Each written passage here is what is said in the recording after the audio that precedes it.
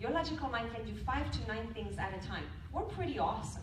We do 5 to 9 things at a time. We can multitask, we can text and drive, we can do many things. But have you ever noticed that when you're driving and you're getting to a place that you're going for the first time and you're looking for the number, as you're getting closer and you're looking at the numbers on the houses, you have to lower the volume of the music somehow.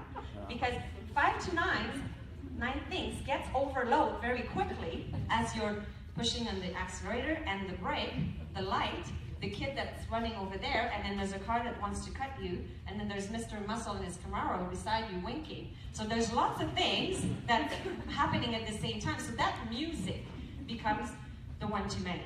So if you want to look at a number, like, there's one too many. So actually 5 to 9 is not that awesome, isn't it? When we think about that.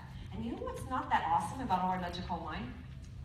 70% of what we think are the same things than what we thought yesterday, and they're negative. They're not so nice. And we'll keep saying to ourselves the same bad stuff over and over. That's not so good. That's not so good. If we talk to our friends the same way we talk to ourselves, we wouldn't have any friends. Really. And we think about that. So somehow